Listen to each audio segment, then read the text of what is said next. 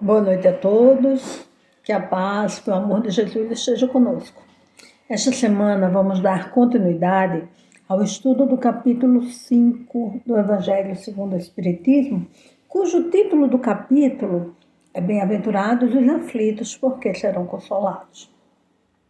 Dentro deste capítulo das aflições humanas, nós vamos hoje refletir sobre duas grandes aflições humanas, que são a loucura e o suicídio.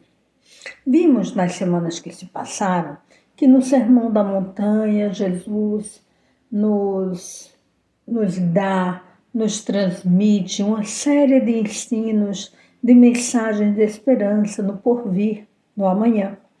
Ali ele nos promete consolação para nossas dores, para várias situações de sofrimentos e atribulações que passamos e que já passávamos naquela época e ainda hoje passamos, porque são problemas humanos que ainda não conseguimos superar, dado que ainda nós estamos sobre a terra.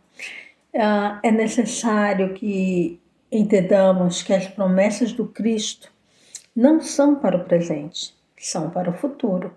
Os seus ensinos são para nos mostrar que após esse estágio, quando nós nos melhorarmos moralmente, nos afastaremos dos sofrimentos e das dores que aqui nos prendem. Vimos também, nas semanas que se passaram, a justiça das aflições. Compreendemos que há um motivo para os sofrimentos humanos na Terra. E sabendo que Deus é justo, esses motivos também o são. E mais, há um objetivo a ser alcançado com esta lição que o sofrimento nos traz. E esse objetivo, após alcançado, é a consolação para o nosso sofrimento, porque nos trará o aprendizado, o progresso e evitará que caiamos novamente. Vimos também sobre a resignação. Resignar-se é ter paciência com o sofrimento, é não se desesperar, não se irar ou se revoltar contra Deus. Não é sinônimo de desânimo, não. Resignado é aquele que diante do sofrimento, com base, com confiança na bondade de Deus, faz tudo o que está ao seu alcance, tudo o que lhe seja possível para melhorar a condição na qual se encontra. Assim, a calma, a resignação e a fé, a confiança na misericórdia do nosso Pai, na providência que sempre nos ampara, nos dá uma serenidade, uma calma que funciona como um antídoto para a loucura e para o suicídio. E o Evangelho nos fala que grande parte dos casos de loucura são causados por não termos forças para suportarmos as vicissitudes da vida, os pequenos ou os grandes desarranjos, os desafios que nos são impostos e que temos que vencer para crescermos. Então, quando temos a visão clara, nítida, de que tudo na terra é passageiro, e que nossa fé, confiança em Deus e no futuro promissor que nos aguarda, que nos espera adiante, temos forças para enfrentar as dificuldades que estamos atravessando. Conseguimos passar pelos problemas terrenos sem perdermos o senso, sem enlouquecermos e sem chegarmos ao ponto de tirarmos a nossa vida material. Com relação ao suicídio, o Evangelho nos ensina que grande parte dos casos que ocorrem se dão também pela desesperança, pelo descontentamento, por não termos forças para seguirmos adiante. A incredulidade, a dúvida quanto ao futuro, o apego às ideias materialistas também, que incutem nos homens essa ideia de que a vida é apenas o corpo, que a morte do corpo físico é o fim da existência. São essas ideias que produzem essa desesperança, porque retiram de nós a resignação, que é a razão para persistirmos.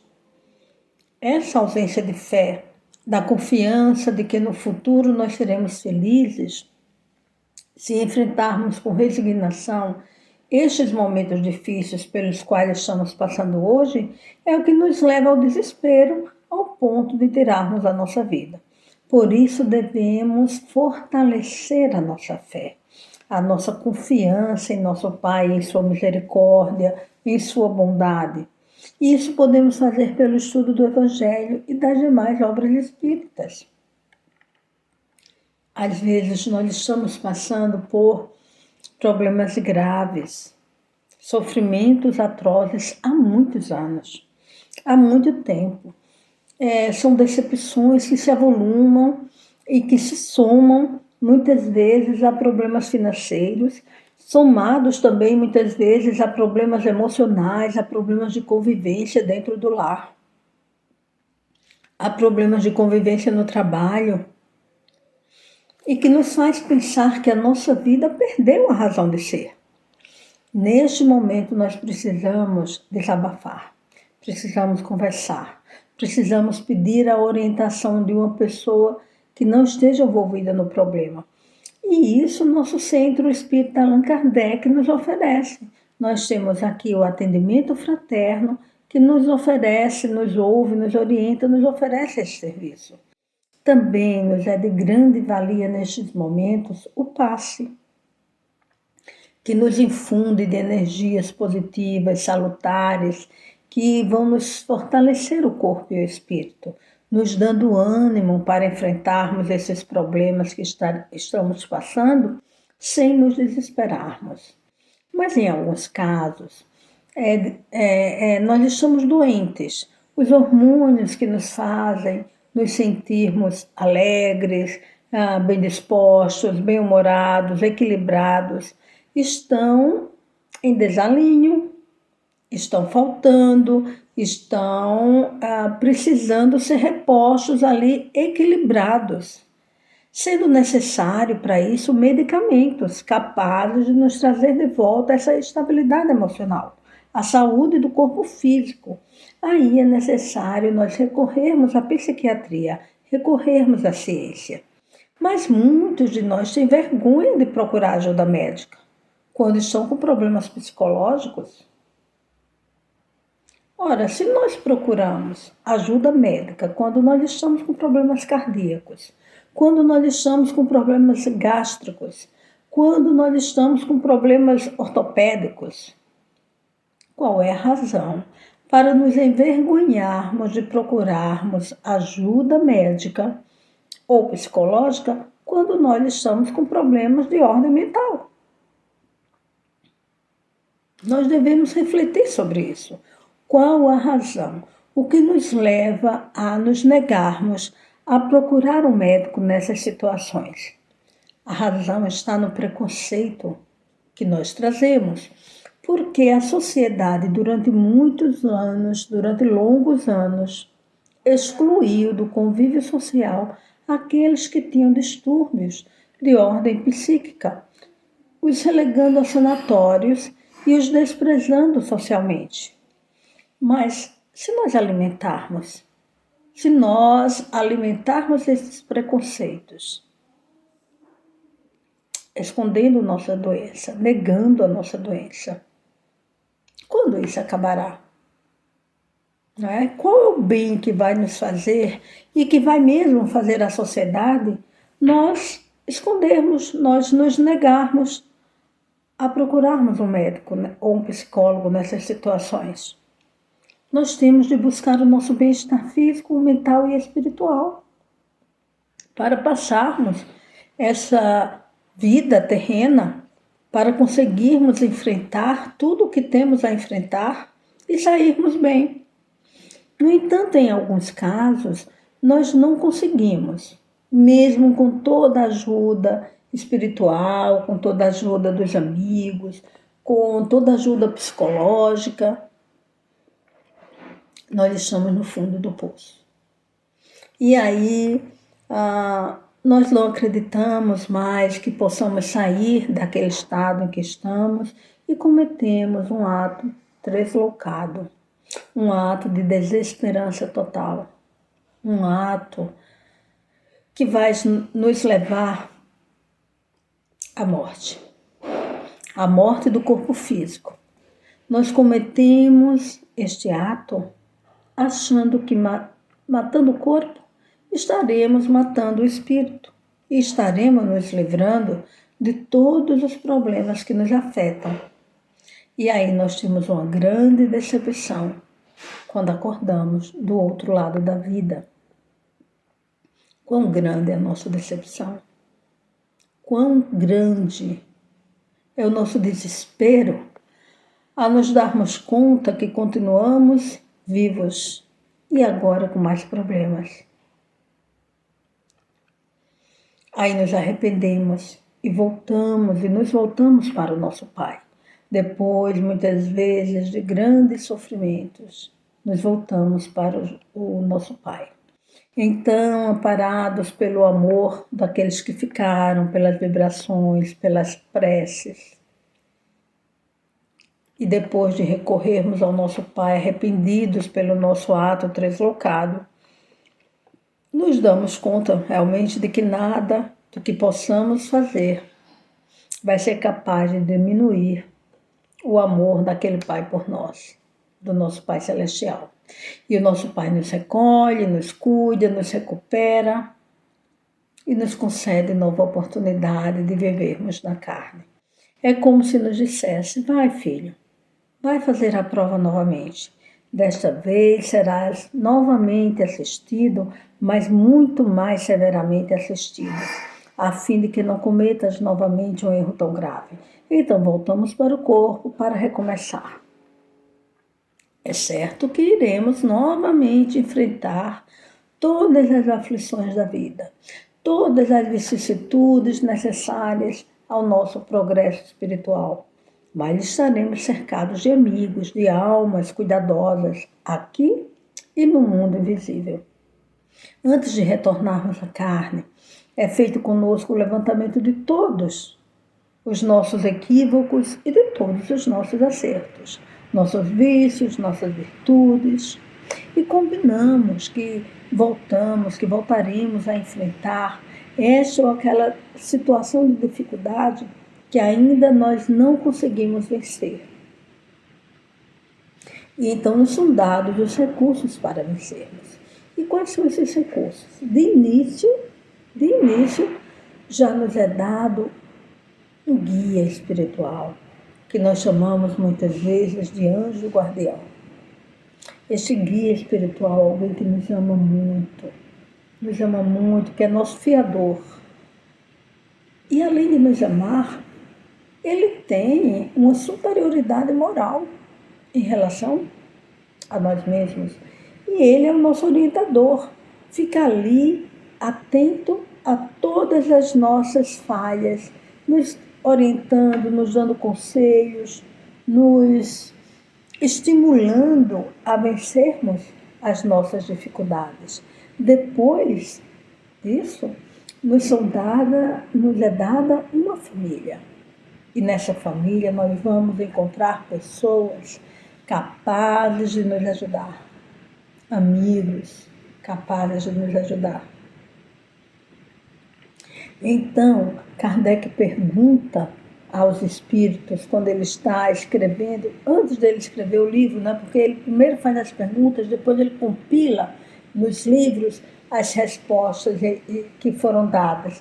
Então, Kardec coloca para os espíritos uma questão muito importante sobre o desânimo, sobre o que ele chama de melancolia. E a melancolia, a qual os espíritos se referem, é um sentimento que muitas vezes nos vem como uma vaga tristeza, um cansaço de viver, de lutar, uma desesperança, um certo abatimento que muitas vezes nos ocorre, com um sentimento de saudade, de falta, de estarmos deslocados, não sabemos de onde nem porquê, qual seria o ideal, mas nós não estamos bem, não estamos à vontade e ficamos tristes. Nos dizem os benfeitores espirituais para não nos deixarmos dominar por este sentimento.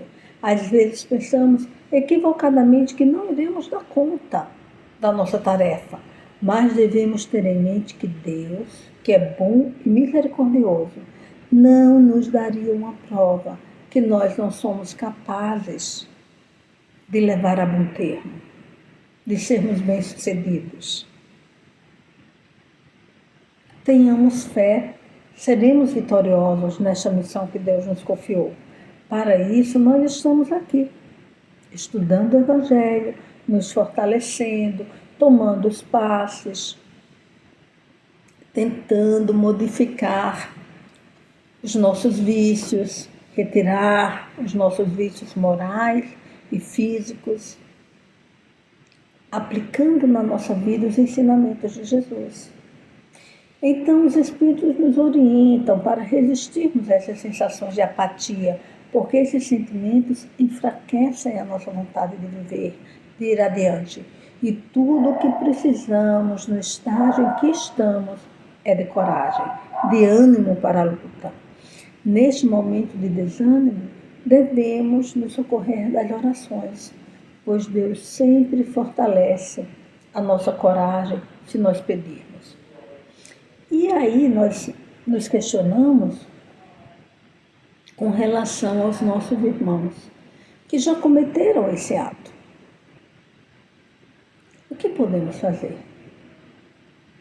Confiar que o nosso Pai é misericórdia e bondade eterna.